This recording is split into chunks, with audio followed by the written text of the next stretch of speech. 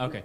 One of the things that is confusing to me is what you were talking about, like the question of structure versus function. And then you also mentioned back pain, which I know is very similar with like the MRIs. And I recently read Healing Back Pain by John Sarnos. I'm not sure if you're familiar, but okay, it talks about the mind-body connection and like the role of tension and stress in your body. And I guess my question like is where, as someone who's gone through like dry eye testing and has been told my dry eye is not that bad, but then it feels really scary and bad, like where is the line between physical symptoms and the role of your mind in what's happening?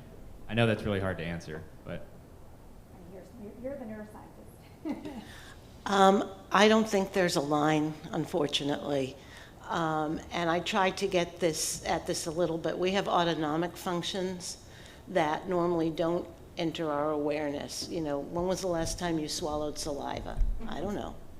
You might know when you last blinked because your brain is paying attention to your eyes, but not to your swallowing mechanism. So I don't think there's a line, unfortunately. And we don't understand enough about somatic awareness to sort that out. We do know that, and I use emotional state, can sort of prime the system so you're paying attention to things. I have people with eye pain who had dental surgery as the trigger. Well, the trigeminal has 3 branches, and the mid-face and the lower face are next to the eye part of the face. So there is no line. And, you know, years ago, people with these types of issues where we couldn't see the structure to explain their symptoms, they were told that their problem was psychosomatic. And that word has a bad connotation, like you're making that up, go away. You know, you're your own word, you know, it's not real.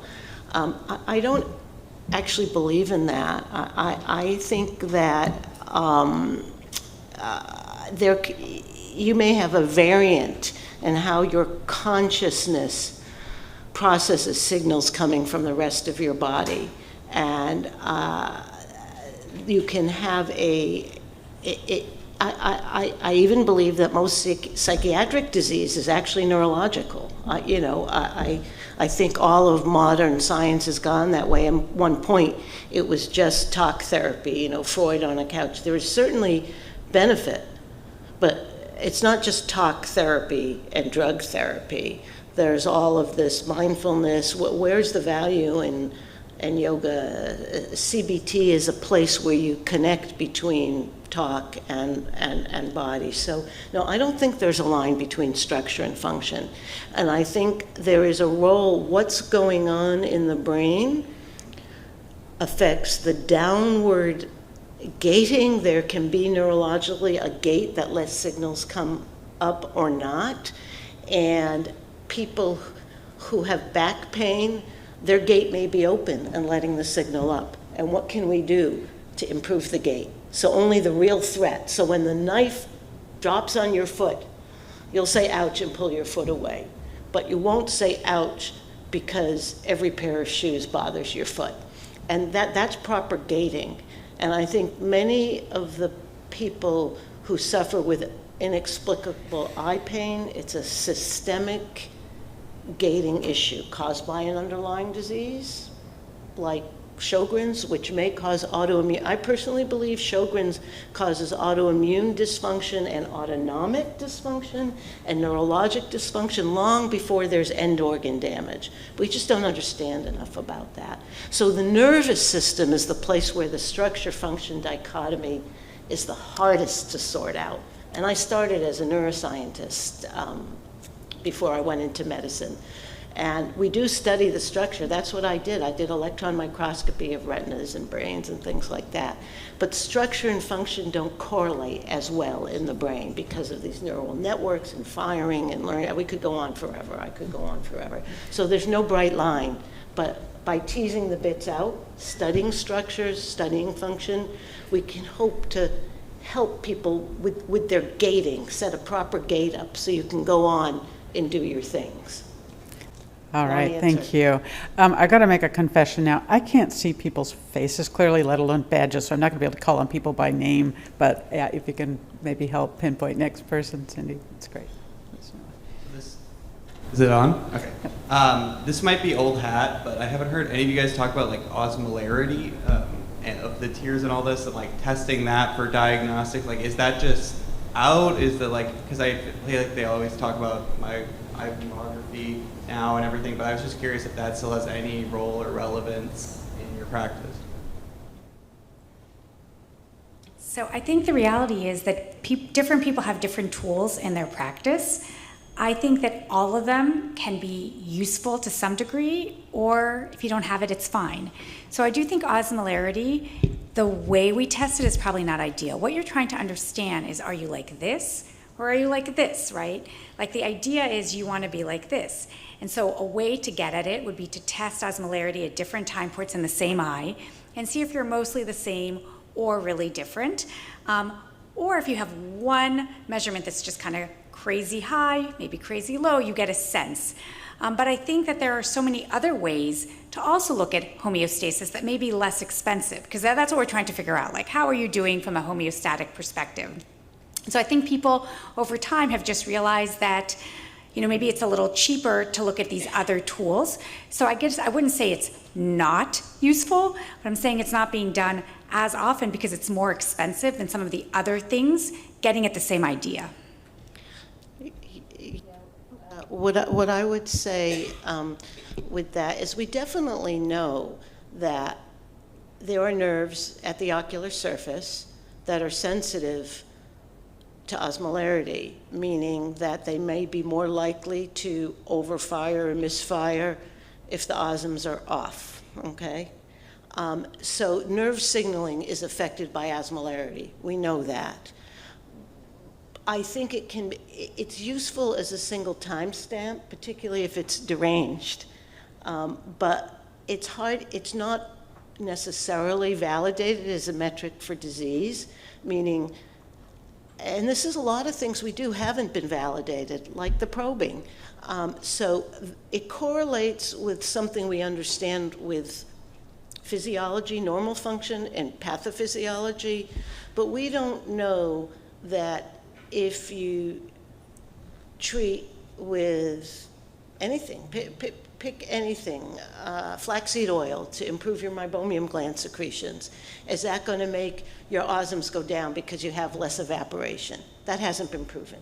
So it's another thing we can understand in trying to understand patients' symptoms, but it hasn't been that useful, I would say, as a metric for disease. But it doesn't mean, just because I don't use it, doesn't mean I don't believe that's contributing to symptoms, just like I don't focus on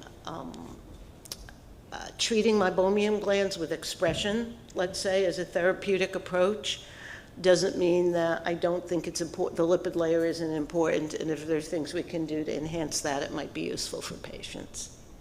I definitely have access to all of those tools in my clinic as well, because I work in a department. I have my cornea colleagues, my dry eye specialists that I work with.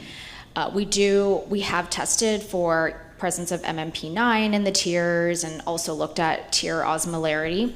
Usually if it's a brand new patient and they don't know what's going on, when they see my colleague, they'll do everything kind of like the first time presenting. And sometimes for insurance purposes, you have to show documentation of this dry eye. So sometimes having abnormal MMP9 or tear osmolarity readings might help get approval for certain types of medications that otherwise the insurances can deny everything because they don't see anything wrong. Just like Schirmer strip, you have like a test and a result that something is abnormal, it might help advocate for treatment. But, as Dr. Brown said earlier, is doing that test going to change the end result after this visit? You have dry eye, you're complaining about symptoms. You can look at the slit lamp. When you look at their tears, do you see a low tear meniscus? When you use the fluorescein, do you see it breaking up and evaporating quickly? Do you see staining on the cornea? All of those are other signs we can use to diagnose and guide treatment, along with measurement of osmolarity and MMP9. Some people might say if you see more MMP9, then maybe you'll be more inclined to prescribe one of the immunomodulators because you're seeing that increased inflammation, rather than just being maybe evaporative and you need to treat and express the meibomian glands. So it does help in some way, but will it change the treatment? You might, many of you have been prescribed so many different treatments, and sometimes it makes sense with the results from your testing, and sometimes it doesn't.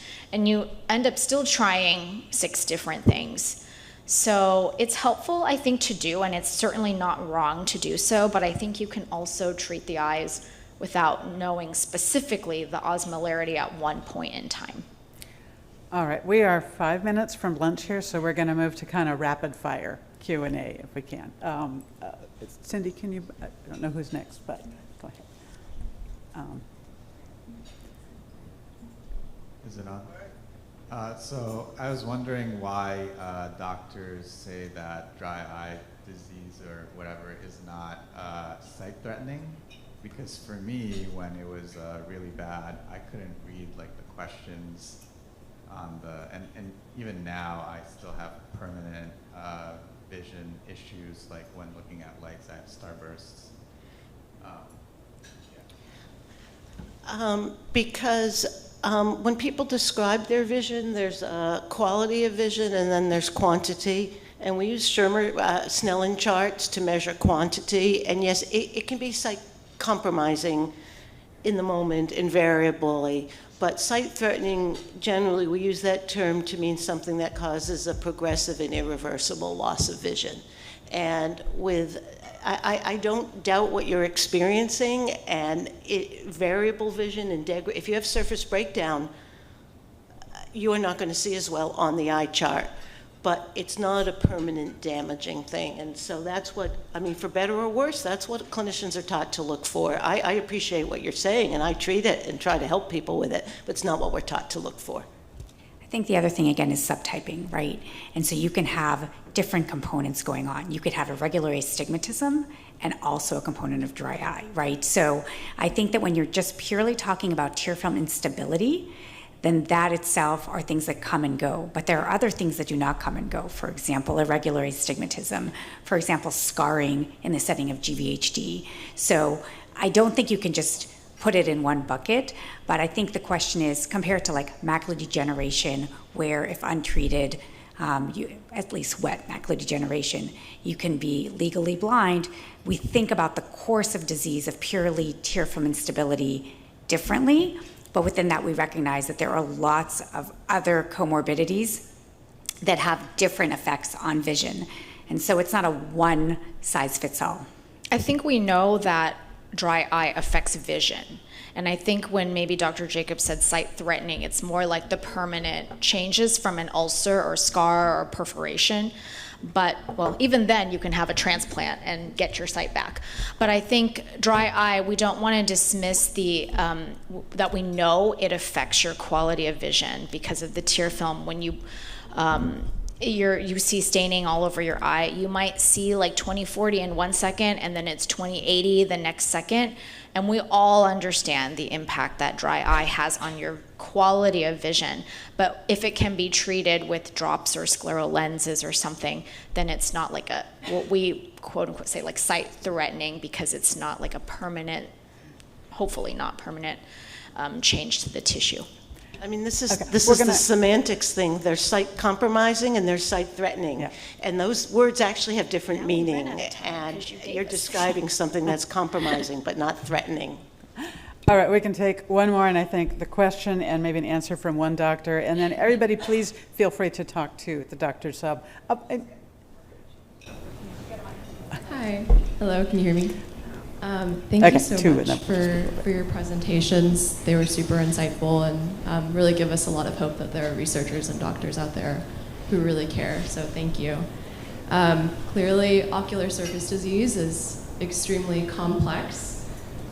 especially learning more about the role of the nerves. And many of us have meibomian gland dysfunction and are very hyper aware of our glands and of gland loss, and are quite literally counting our glands, and are banking on drugs like AZR MD, the Azura ophthalmics drug, and like stem cell use like one day. And so I guess I'm wondering, like, are these gland regenerating? Is this like the holy grail that we're looking for? Like, are glands that target or are treatments that target the meibomian glands really the answer that we need to cure dry eye? I can tell you I don't know. I hope so, but I just don't know because we don't have good natural history studies. And there are big categories, like people who wear contact lenses tend to have less glands than people who don't. People who are older tend to have less glands than people that are younger, but those are cross-sectional snapshots. We don't really understand change over time, how much of it affects function, right, structure and function. I think that, again, I'm with Deb, do no harm, and these therapies are generally well tolerated. I don't know what's going to be approved on what premise, and I definitely think that it'll likely help some people, and hopefully we'll learn more as they become available. But I just worry about the word holy grail because I worry that that may be more than what we could hope for. But I would say let's see. And I think, truthfully, we don't have good data on natural history. We don't know how many glands you need. I can't say that I understand. There are conditions with profound meibomian gland loss, including ectodermal dysplasia, people who are born without them. They go blind, okay? But that's a syndrome they have at birth. I can't say that people who drop out from X number to Y number will be blind when they're 80. There's no evidence that general MGD is a blinding process, even though we're busy obsessing, counting, measuring, and looking. So, I would tell you not to obsess and count. Easy for me to say that. But because we don't know the end game, and I think we can get by with very few if the rest of everything is functioning okay. So I personally don't think it's something particularly to focus on for preserving eye health to age 100, where we all want to get, right? Oh my gosh, there are so many important things to talk about and so many of these subjects to pick apart, right? All morning I'm having to remind myself this is one event and hopefully the first of many. And, we had to kind of choose our topics and we've got our limited Q&A time. But, I hope we get to lots more in the future. Thank you so much for the presentations and the Q&A.